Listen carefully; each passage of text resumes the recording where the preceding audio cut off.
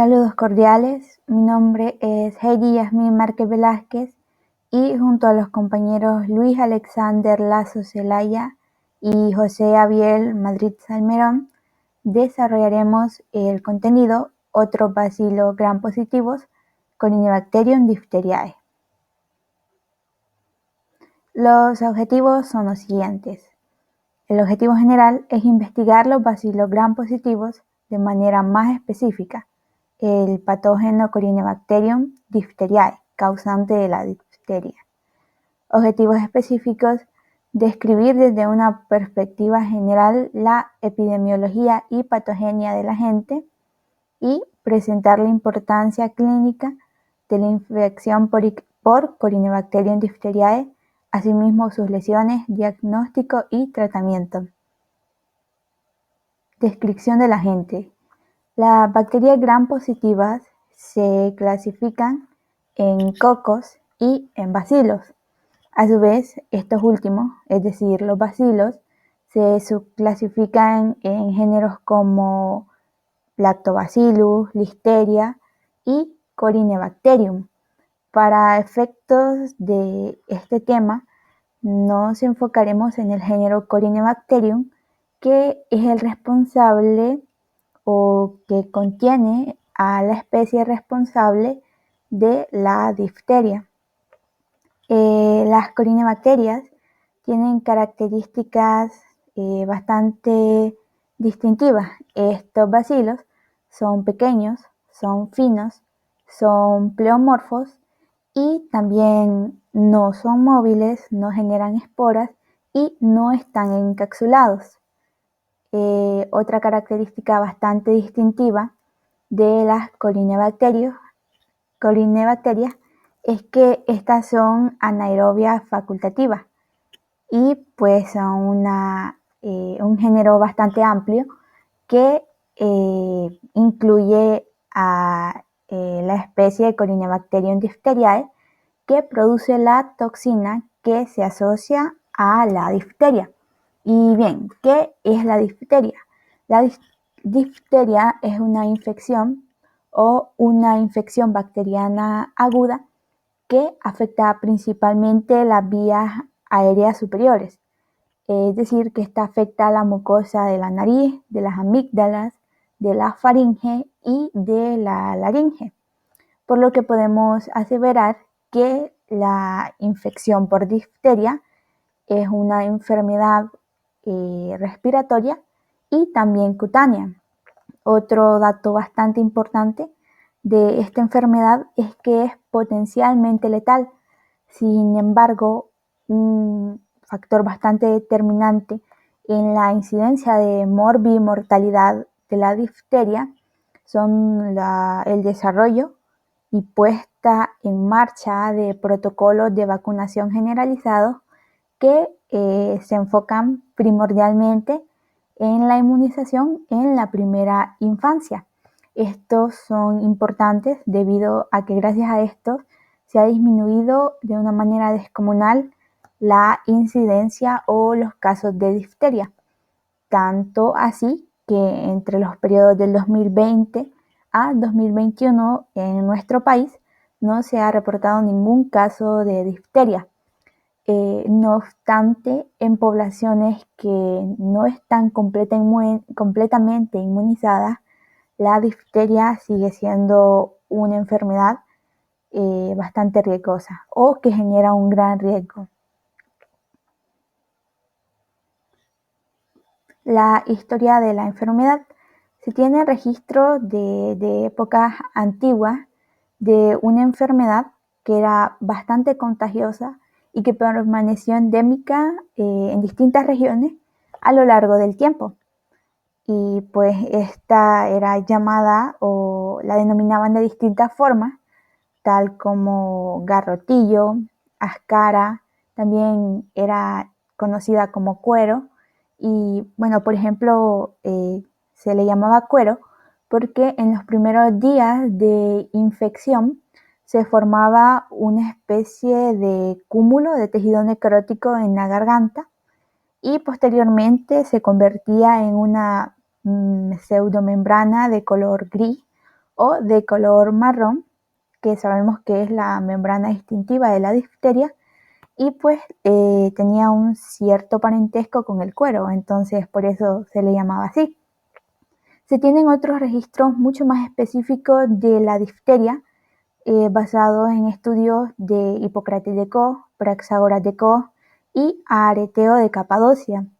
Estos describieron una enfermedad, según sus estudios y su observación, que causaba muertes por asfixia, por sofocamiento, por angina, y no solo descubrieron, o mejor dicho, describieron esta enfermedad, sino que también formularon cada uno de ellos distintos tratamientos para esta, que iban desde cortar al paciente para que éste se desangrara y así supuestamente se iba a mejorar, hasta llegar al punto de incluso cortar la úvula del paciente para que a este se le facilitara la respiración cuando la infección iba bastante avanzada o la inflamación era bastante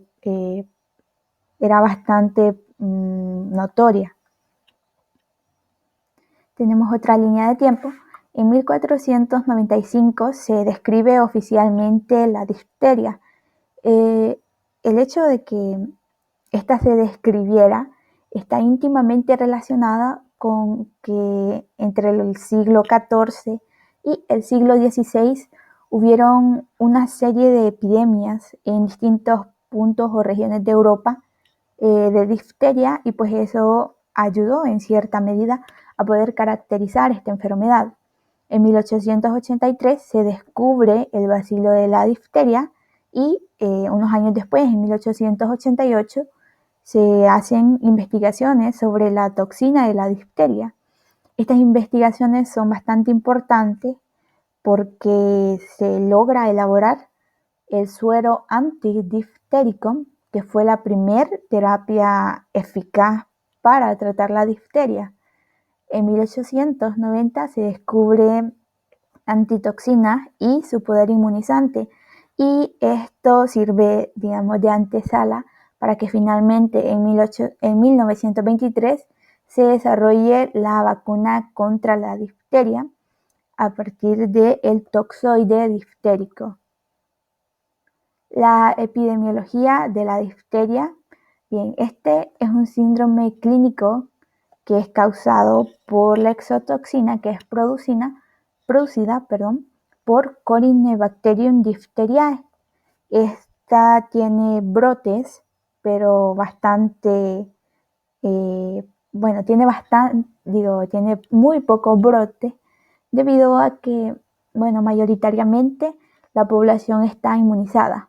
Sin embargo, pueden haber brotes distantes en población que no ha recibido la vacuna por distintas causas.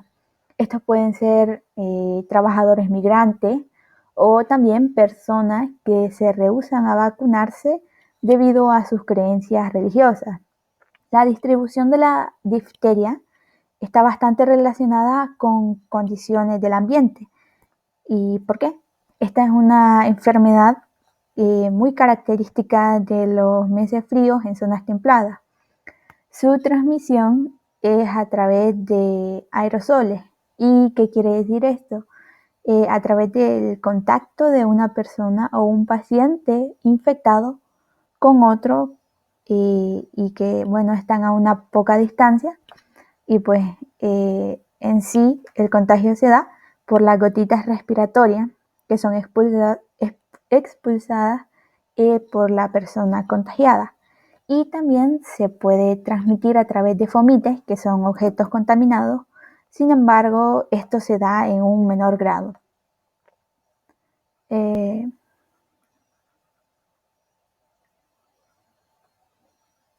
El reservorio de la difteria es el ser humano y es el único reservorio conocido hasta la actualidad. Y pues el periodo de incubación va de 2 a 5 días, sin embargo puede tener un rango o un intervalo de 1 a 10 días, es decir, este periodo puede ser variable, pero generalmente la media es de 2 a 5 días. Esta es toda mi explicación Muchas gracias. Hola, mi nombre es Luis Alexander Lazo Zelaya y hoy les continuaré explicando el tema de otros bacilos gram positivos, específicamente el Corynebacterium diphtheriae. Y les comenzaré hablando acerca del periodo de transmisibilidad. Entonces, nosotros tenemos que el microorganismo de Corynebacterium diphtheriae, este va a sobrevivir por horas en el medio ambiente, pero hay algo característico, y es que la transmisión aérea indirecta o por fómites, que sabemos nosotros que los fómites son todos aquellos materiales que no poseen vida, pero que poseen este microorganismo, por lo tanto nosotros podemos ser contagiados por ellos, tienen una escasa importancia epidemiológica. Y esto es debido a que el mecanismo de transmisión precisa por el contacto directo. Y es por ello que es una enfermedad bastante frecuente en el invierno cuando el hacinamiento es mayor. Y para esto es bastante fundamental mantener la inmunidad mediante la administración de la vacuna antidiftérica, que es algo que le va a explicar nuestro compañero bien más adelante, ya que hay estudios que demuestran de que en países desarrollados la serovigilancia indica que la población de la niñez o la población de la infancia puede adquirir una inmunización bastante buena, que es mayor al 99%. Pero hay una característica y es que esta inmunidad va disminuyendo a medida nuestra edad va avanzando. Cuando nosotros vamos entrando a la etapa de la adultez, esta inmunización se va disminuyendo y esto se ha traducido en una población potencialmente susceptible, que es la adultez, y la cual está propensa a adquirir esta enfermedad en los viajes, ya que esta es probable quizás el lugar donde se da la mayor exposición. Ahora, nosotros podemos decir que el periodo de transmisibilidad del Corynebacterium diphtheriae va a ser bastante variable, ya que este va a durar hasta que los bacilos virulentos desaparecen de las secreciones y de las lesiones. Por lo común, esto va a desaparecer alrededor de las 2 semanas y en muchos casos en menos. Y rara vez esta va a lograr desaparecer sobrepasando lo que son las 4 semanas. El tratamiento adecuado para esto son los antibióticos, que lo vamos a ver más adelante. Y cuando tenemos un portador crónico de Corynebacterium diphtheriae, que es un caso bastante raro, este va a eliminar el microorganismo durante 6 meses o más, pero como ya dije, son casos bastante raros. Ahora les hablaré acerca del mecanismo de transmisión. El mecanismo de transmisión de Corynebacterium diphtheriae es principalmente o es específicamente por un contacto directo con el paciente o con el portador, y esto también puede ocurrir en una menor frecuencia cuando tenemos un contacto con artículos que se encuentran contaminados, ya sea por una secreción de lesión de las personas infectadas, y hay un vehículo que es bastante común, que es la leche cruda. Entonces, el Corynebacterium diphtheriae nosotros lo podemos observar en la naturaleza, en el sistema respiratorio, en heridas de la piel, lo podemos encontrar en personas infectadas o por portadores sanos. Y se va a diseminar por las gotitas de las secreciones respiratorias o por el contacto con individuos susceptibles. Ahora, cuando nosotros adquirimos esta enfermedad, los bacilos se van a desarrollar en lo que son las mucosas o en las abrasiones de la piel, y los que son toxígenos van a comenzar a producir lo que es la toxina. Ahora, vamos a hablar un poco acerca de lo que es la susceptibilidad. Y vamos a tocar 3 puntos importantes, o vamos a mencionar los 3 puntos importantes. El primero de ellos es que es fundamentalmente susceptible en la infancia. Y también vamos a decir que es excepcional por debajo de los 6 meses de la edad. Y como tercer punto vamos a decir que los hijos de las madres inmunes son relativamente inmunes por la antitoxina que va a ser de origen transplacentario. Hay algo que nosotros debemos de mencionar en este punto, y es que al año de edad el 90% de los niños no vacunados son ya susceptibles, y a los 15 años ese porcentaje se va a encontrar totalmente invertido, siendo esta el 90% de la población inmune. Y eso es lo que podemos mencionar de la susceptibilidad. Ahora, vamos a hablar un poco acerca de la patogenia y sobre la patología. Primero vamos a comenzar hablando sobre lo que es la patogenia. Nosotros sabemos que todos los microorganismos de la especie de Corynebacterium diphtheriae son capaces de elaborar la misma etotoxina para producir la enfermedad. Y la producción in vitro de esta toxina va a depender en gran medida de la concentración de hierro que se encuentra en el medio. Y podemos decir que la producción de la toxina va a ser óptima a una concentración de 0.14 microgramos de hierro por mililitro de medio. Pero esta prácticamente se va a suprimir a lo que es una concentración de 0.5 microgramos por mililitro. También pueden intervenir otros factores, además de la concentración de hierro que se encuentra en medio. Como ellos, entre esos factores nosotros encontramos lo que es la presión osmótica, vamos a encontrar la concentración de los aminoácidos, vamos a encontrar también lo que es el pH del medio y también podemos mencionar lo que es la disponibilidad de fuentes adecuadas de carbono y de nitrógeno como mencionábamos anteriormente. Ahora, vamos a tocar lo que es la patología. En esta, nosotros vamos a observar una destrucción del epitelio y una respuesta inflamatoria superficial. También se nos va a formar lo que se le llama como pseudomembrana grisácea, que por lo general la vamos a encontrar sobre las amígdalas, sobre la faringe o sobre la laringe. Hay algo que hay que tener cuidado en esto y es que cualquier tentativa de eliminar la pseudomembrana va a exponer y va a desgarrar lo que son los capilares y por lo tanto esto nos va a producir una hemorragia. También el Corynebacterium diphtheriae produce lo que es el cuello proconsular, que esto es cuando los ganglios linfáticos del cuello aumentan de tamaño y en algunas ocasiones va a producir un edema que se encuentra aumentado en todo el cuello con una distorsión de las vías respiratorias.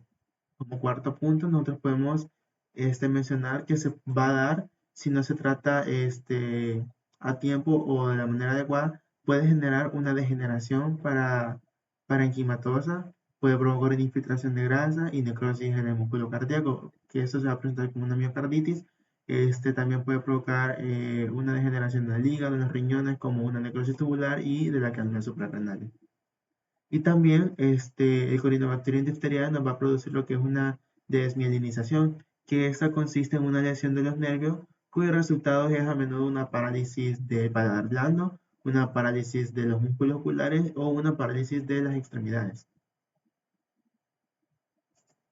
Ahora, vamos a hablar un poco acerca de lo que es el cuadro clínico de Corynebacterium diphtheriae. Cuando la inflamación difterica empieza en el aparato respiratorio, casi siempre nos vamos a acompañar de estos puntos que tenemos en la diapositiva.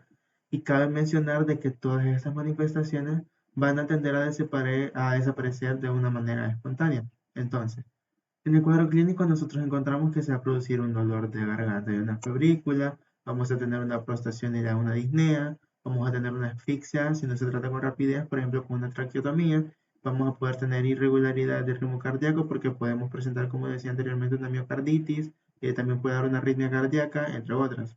Y también vamos a tener dificultades visuales, del lenguaje, de la dilución o del movimiento de los brazos y las piernas. Entonces, en el cuadro clínico nosotros podemos encontrar diferentes enfermedades, que son las que vamos a ver a continuación. Pero primero vamos a hablar acerca de la presentación clínica de la difteria, que esta va a venir determinada por tres puntos indispensables o por tres puntos que hay que destacarlo. El primero de ellos es el lugar de la infección. El segundo de ellos es el estado inmunitario del paciente. Y el tercer punto es la virulencia del microorganismo. Sabemos de que las personas que tienen una inmunidad completa, estas van a originar la colonización, pero de una manera asintomática. En cambio, las personas que no poseen de una inmunización, estas van a desarrollar la enfermedad de una forma mortal. Entonces, la toxina de la difteria se va a producir en el lugar de la sangre y se va a esparcir a través de la sangre para producir los signos sistémicos de la difteria. Y algo que nosotros debemos de destacar es que no es necesario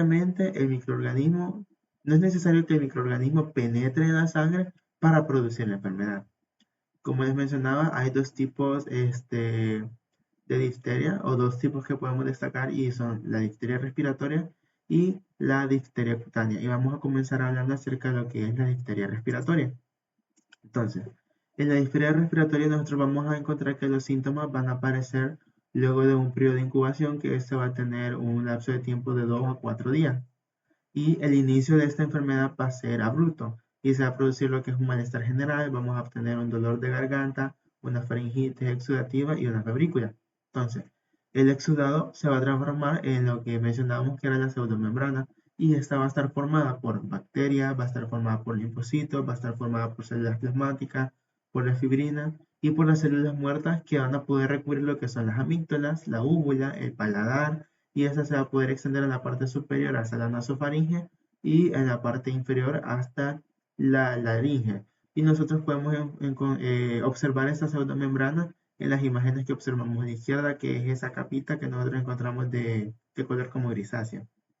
Ahora, cuando una persona se complica por la difteria respiratoria, se pueden presentar formas graves principalmente en el corazón o principalmente en el sistema nervioso. Entonces, con respecto al corazón, nosotros vamos a decir de que esta se va a dar por la evidencia de la miocarditis, que se da en la mayoría de los pacientes que manifiestan típicamente de 1 a 2 semanas de que padecen la enfermedad.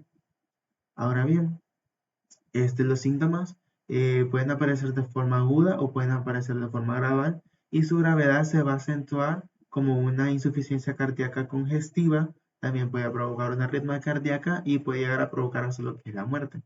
Ahora, con respecto al sistema nervioso, nosotros vamos a decir de que la neurotoxicidad va a ser proporcional a la gravedad de la enfermedad primaria, que viene condicionada por la inmunidad de los pacientes, que es uno de los puntos que mencionábamos anteriormente. Entonces, la mayoría de los pacientes que tienen una difteria respiratoria grave sufren neuropatía, que inicialmente se va a limitar a lo que es al paladar blando y a la faringe, pero que cuando esta se va desarrollando va a condicionar a lo que es una parálisis oculomotora, una parálisis ciliar y puede evolucionar a una neuritis periférica. Algo que también debemos de mencionar con respecto a la pseudomembrana es que esta se va a encontrar firmemente adherida a lo que es el tejido respiratorio y es difícil de desprender. Y cuando se logra desprender, esta casi siempre, porque es una característica de la difteria, va a lograr un sangrado del tejido subyacente. Y eso es lo que podemos mencionar acerca de la difteria respiratoria. Y ahora les hablaré un poco acerca del segundo tipo de enfermedad, que es la difteria cutánea. Entonces, en esta podemos destacar 3 puntos. La primera de ellas es que se va a adquirir por el contacto de la piel con otras personas infectadas. El segundo de ellos es que los microorganismos van a colonizar en la piel y van a llegar al tejido subcutáneo a través de las interrupciones de la barrera de su piel. Y como tercer punto, nosotros podemos mencionar que en primer lugar se nos va a formar una pápula. Luego de ello se va a transformar una úlcera crónica que no desaparece y la cual se va a recurrir en algunas ocasiones por una membrana grisácea del mismo color de la pseudomembrana que observamos en la difteria respiratoria. Y al lado izquierdo de la diapositiva nosotros podemos observar una imagen de una persona que tiene una difteria cutánea. En la parte de abajo pues se está formando la pápula y en la imagen de arriba nosotros podemos observar ya a la persona cuando se le ha transformado esta pápula en una úlcera crónica. Algo que debemos de destacar de la difteria cutánea es que es muy frecuente encontrar también lo que son Staphylococcus aureus o un Streptococcus pyogenes en la herida. Y hasta aquí ha llegado mi participación. Va a seguir con la exposición el compañero José Abiel. Buenos días, mi nombre es José Abiel Madrid y me toca el apartado de diagnóstico de laboratorio. Bien, estas pruebas diagnósticas sirven para confirmar la impresión clínica y son de importancia epidemiológica. El tratamiento específico contra esas enfermedades, o bueno, contra la difteria, nunca debe retrasarse para los informes de laboratorio si el cuadro clínico es muy sugerente de difteria. Los médicos deben notificar al laboratorio clínico antes de recolectar o enviar muestras para el cultivo. Ahora bien, antes de la administración de los fármacos antimicrobianos se deben realizar estas pruebas mediante primero un frotis de la nariz, faringe o la zona que presente una lesión. Ahora, ese frotis debe recogerse debajo de cualquier membrana visible y el frotis debe recolocarse luego en medios de transporte semisólidos como los AMIES, los frotis teñidos con azul de metileno alcalino o la tinción que es para hacer las pruebas de Gram, muestran bacilos en alvarios con una disposición característica. En el caso de esta cepa de difteria, debe someterse a pruebas de toxigenicidad. Estas pruebas se realizan en los laboratorios y pues tenemos aquí las siguientes pruebas como lo son el método de ELEC, la reacción en cadena de polimerasa, los ensayos de inmunoabsorbente ligados a enzimas y ensayos de tira inmunocromatográfica. Ahora, partiendo primero desde ELEC, del método de ELEC. Este es de inmunoprecipitación.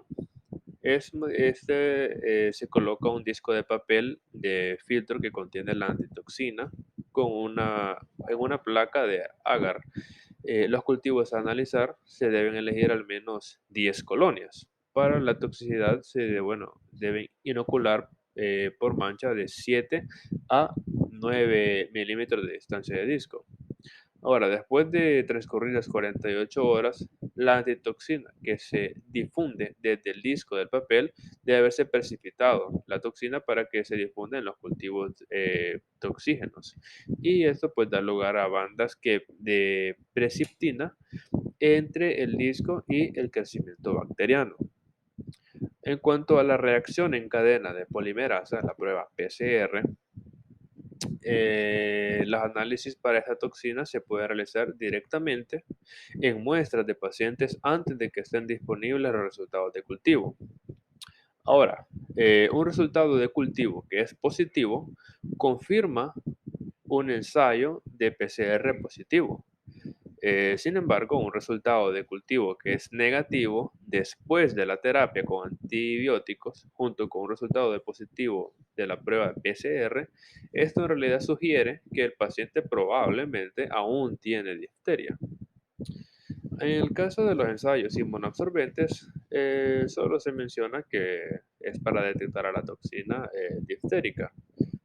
En caso del ensayo de tira inmunocromatográfica, lo más importante que podemos recalcar es que este es un ensayo altamente sensible.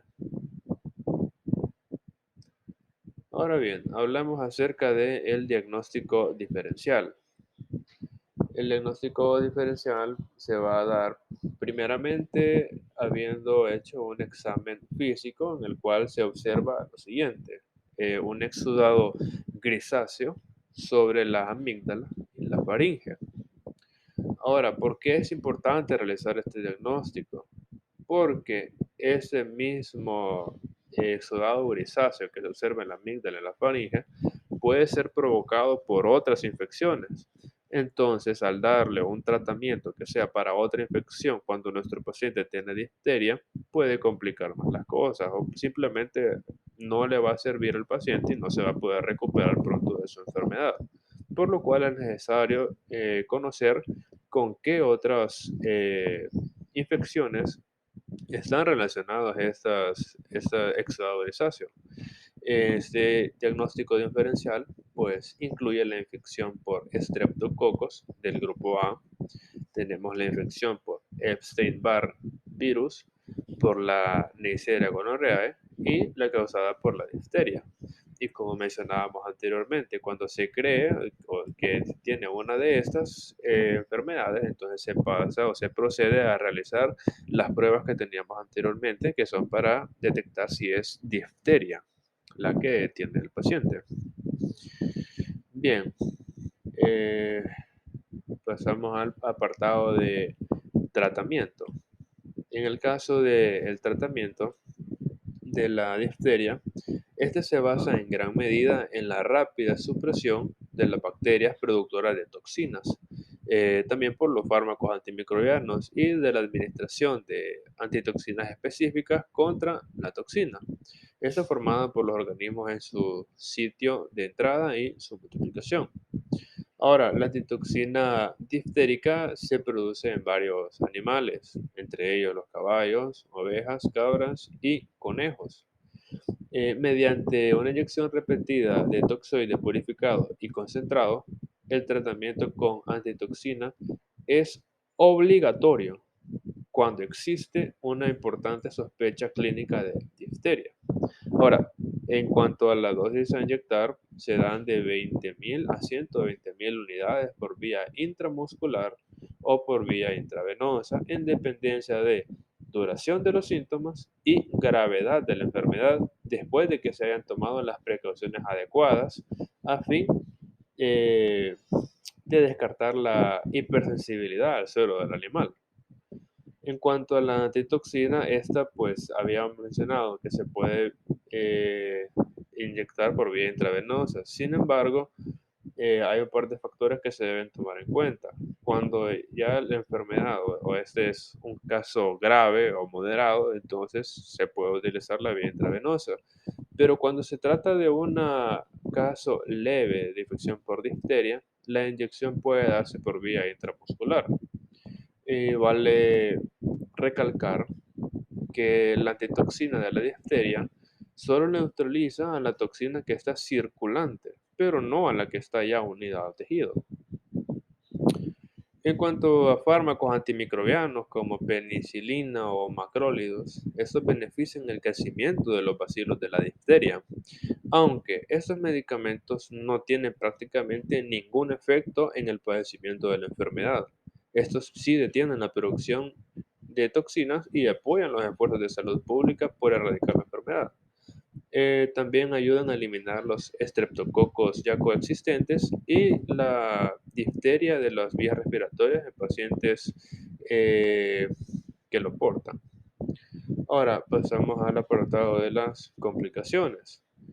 Estas complicaciones, bueno, todas se pueden dar o manifestar de forma espontánea.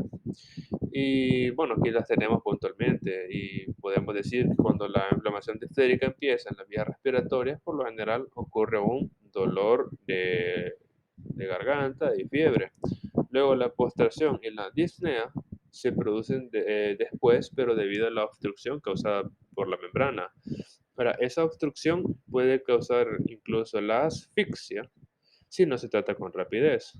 Y las lesiones en el corazón pues se pueden dar o se pueden notar cuando hay ya irregularidades. Posteriormente ya pueden haber dificultades de la visión, el habla y la deglución.